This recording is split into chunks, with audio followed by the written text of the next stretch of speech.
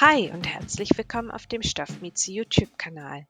Heute zeige ich euch, wie ihr diesen kuscheligen Pullover hier ganz einfach selber nähen könnt. Dieser hat leicht ausgestellte Fledermausärmel und ist ideal für die kälteren Tage. Falls euch mein Video gefallen sollte, dann freue ich mich riesig über einen Daumen nach oben oder einen netten Kommentar. Ihr könnt auch gerne kostenlos meinen Kanal abonnieren, dann das Glöckchen aktivieren, um kein Video mehr zu verpassen. Jetzt wünsche ich euch aber erstmal viel Spaß bei diesem Video. Für das Projekt hier habe ich einen Strick-Viskose-Mix verwendet. Ihr könnt aber auch gerne ein Viskose-Jersey dafür nehmen. Hauptsache der Stoff fällt gut. Ja, zunächst einmal erstellen wir uns das Schnittmuster. Und zwar ziehen wir uns eine beliebig lange Linie. Und zwar im rechten Winkel zur Schnittkante des Papiers. Das wird dann sozusagen unsere Schulterlinie. Von der Schulterlinie aus wird nun die Taillenlinie abgetragen. Und zwar messen wir hier vom 7. Wirbel aus bis hin zur Taille. Für die Taille legt ihr euch am besten ein Gummiband rum. Das lässt sich dann einfach leichter messen. Ja, bei mir sind das jetzt hier 40 cm. Diese messe ich mir von der Schulterlinie aus ab und ziehe hier wieder eine waagerechte Linie. Und dabei achte ich darauf, dass diese im rechten Winkel zur Schnittkante des Papiers ist. Als nächstes Maß brauchen wir die Hüfttiefe. Hierfür messt ihr an eurer Taille bis hinunter zur stärksten Stelle an eurem Po. Genau, das macht dann die Hüfttiefe. Bei mir sind das hier 20 cm und hier ziehe ich mir auch wieder eine waagerechte Linie und zwar auch wieder im rechten Winkel zur Schnittkante. Als nächstes zeichnen wir uns den Halsausschnitt ein. Hierfür gehen wir auf der Schulterlinie 9 cm nach rechts, machen uns dort eine Markierung und an der Schnittkante des Papiers gehen wir 3 cm weiter nach unten und verbinden dann die beiden Punkte in einer geschwungenen Linie.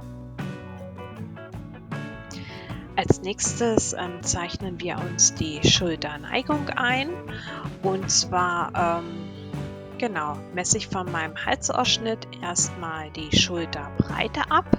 Das sind bei mir hier 10,5 cm.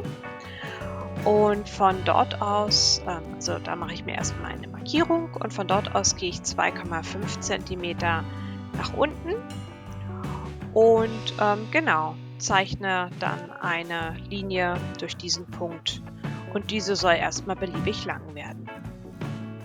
Als nächstes geht ihr an eurer Taillenlinie und tragt dort euren Taillenumfang ab. Ich habe hier den Umfang genommen plus 10 cm Bewegungsfreiheit und das Ganze dann durch 4 geteilt. Das macht bei mir hier 22 cm und dort setze ich mir erstmal eine Markierung. Genau das gleiche macht ihr jetzt auch mit der Hüfte. Also ihr messt am stärksten Punkt eures Pos den Umfang. Ich habe hier auch wieder 10 cm Bewegungsfreiheit zugegeben und das Ganze wieder durch 4 geteilt. Und das macht bei mir 26 cm und diese trage ich mir hier wieder ab. Als nächstes muss ich mir die Länge für den Fledermausärmel abtragen. Und zwar möchte ich, dass das ungefähr bis zum Ellenbogen ausgestellt ist. Das sind bei mir 34 cm und dort setze ich mir erstmal eine Markierung. Als nächstes müsst ihr euch an dieser Stelle euren Umfang ausmessen. Das sind bei mir hier ca. 30 cm.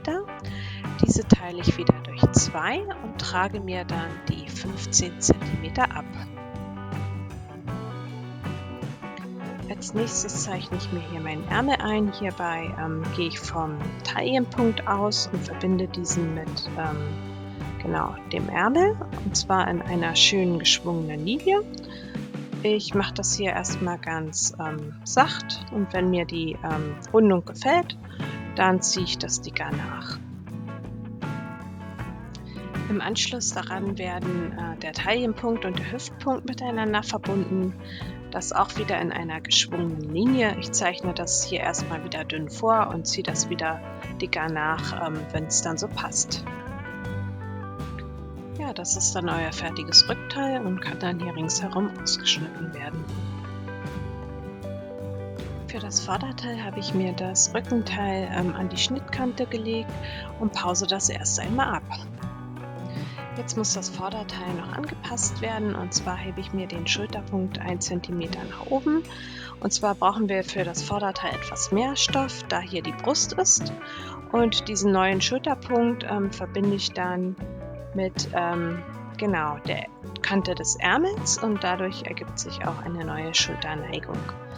Und des Weiteren vergrößere ich hier meinen Halsausschnitt, und zwar gehe ich hier 7 cm weiter nach unten, setze mir hier eine Markierung und verbinde diese wieder mit dem Schulterpunkt. Wenn ihr das dann habt, kann ringsherum ausgeschnitten werden. Als nächstes erstellen wir den Ärmel, und zwar müsst ihr hier ausmessen, wie viel euch noch bis zu eurem Handgelenk fehlt. Und zwar sind es bei mir hier 35 cm, und diese 35 cm trage ich mir jetzt in einer senkrechten Linie ab. Für den Oberarmumfang hatten wir ja 30 cm ausgemessen, also nicht bei mir. Daher trage ich mir jetzt hier wieder die Hälfte, also die 15 cm ab, und zwar hier in einem rechten Winkel. Und für unten müsst ihr euer Handgelenk ausmessen, also so, dass es halt gut rüber passt. Bei mir sind das hier 22 cm. Hier nehme ich auch die Hälfte, das macht dann 11 cm, die ich mir unten abtrage. Und hier auch wieder im rechten Winkel. Jetzt mache ich noch Folgendes, und zwar gehe ich an diesem Punkt hier, gehe 3 cm nach unten, mache hier eine Markierung und zeichne eine geschwungene Linie, die ich rund auslaufen lasse. Im Anschluss verbinde ich dann beide Punkte noch miteinander, und dann ist der Ärmel auch schon fertig. Ihr solltet dann ein Rückteil, ein Vorderteil und ein Ärmel vorliegen haben. Das lege ich jetzt hier alles auf meinen Stoff und schneide alles mit einer Nahtzugabe von 1 cm zu, außer hier oben an den Halsausschnitt, da lasse ich die Nahtzugabe weg. So, ihr müsstet dann ein Vorderteil, ein Rückteil und 2 Ärmel vorliegen haben.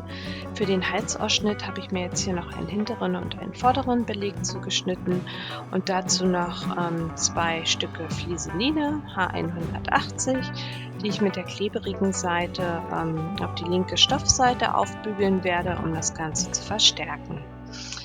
Des Weiteren bügele ich an den Schultern auch noch ein Saumband auf, da hier die Nähte sehr beansprucht sind.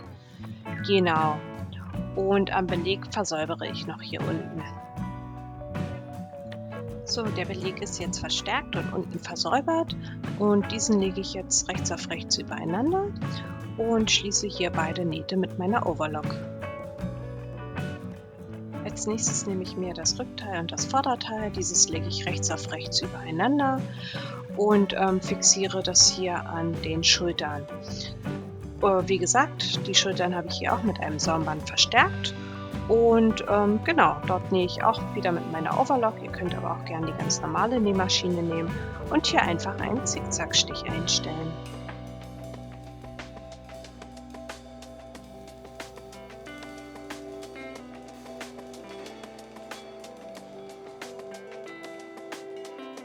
So, die Schultern sind nun festgenäht. Jetzt nähen wir den Ärmel an, und zwar legen wir diesen auch wieder rechts auf das Oberteil, also schöne Seite schaut die schöne Seite an, fixieren diesen und nähen hier wieder mit einem dehnbaren Stich. Ich verwende hierfür wieder die Overlock-Maschine, ihr könnt aber auch gern den ganz normalen Zickzackstich dafür verwenden. Genau, und das gleiche machen wir halt auch auf der anderen Seite. So, die Ärmel sind nun auch angebracht. Jetzt legen wir alles rechts auf rechts übereinander. Und zwar fixiere ich hier zuerst an den Achseln. Und zwar müsst ihr hier aufpassen, dass Naht auf Naht liegt. Das funktioniert am besten, wenn die eine Overlock-Naht in die eine Richtung und die andere Overlock-Naht in die andere Richtung schaut. Genau. Und wenn dann alles fixiert ist, dann nähe ich hier wieder mit meiner Overlock. Oder ihr könnt natürlich auch hier wieder die ganz normale Nähmaschine nehmen und hier einfach einen Zickzackstich einstellen. Und auf der anderen Seite machen wir das ganz analog.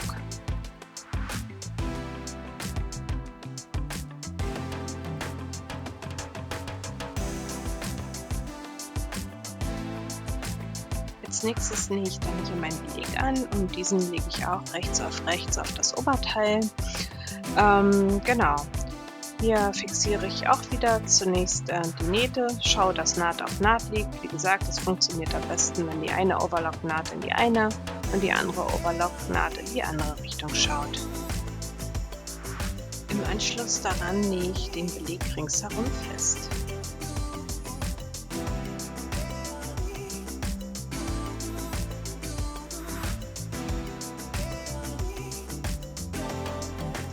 Im Anschluss wird der Beleg nach innen geklappt und diesen steppe ich dann mit einem Gradstich ringsherum ab. Genau. Des Weiteren werde ich an den Ärmeln und unten am Bund noch Bündchen anbringen. Und zwar haben hier meine Bündchen eine Höhe von 12 cm jeweils. Und die Breite für den Ärmel nehme ich hier 80% des Umfangs und für unten am Saum nehme ich genau den Umfang, den mein Pullover hat. So, meine Bündchen sind hier bereits zugeschnitten. Mein Bauchbündchen besteht aus 2 Teilen. Diese lege ich rechts auf rechts übereinander und schließe beide Kanten mit einem Gradstich. Das mache ich mit der normalen Nähmaschine, damit die Naht nicht so wulstig wird. Genauso bei den Armbündchen, diese lege ich auch rechts auf rechts übereinander und schließe hier an der langen Kante. Das Bündchen ist nun zusammengenäht, wir klappen die Nahtzugabe auseinander, bügeln das Ganze am besten und falten das Bündchen einmal in der Mitte. Dieses teilen wir nun in 4 gleich große Abschnitte ein. Ein Abschnitt ist ja schon gegeben durch die Naht.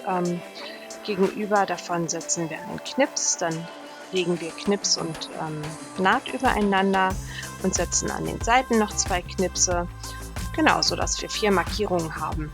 Das gleiche machen wir auch am Pullover und dann stülpen wir unser Bündchen rechts auf rechts über den Pullover und genau fixieren das Ganze halt an den Markierungen und nähen das Ganze dann im gedehnten Zustand fest. Genau das gleiche machen wir auch auf der anderen Seite und unten am Bund.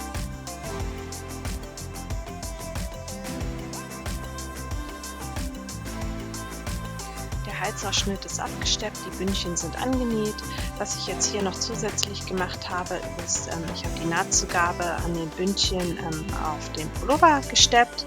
Das ist zwar kein Muss, aber sieht halt einfach besser aus.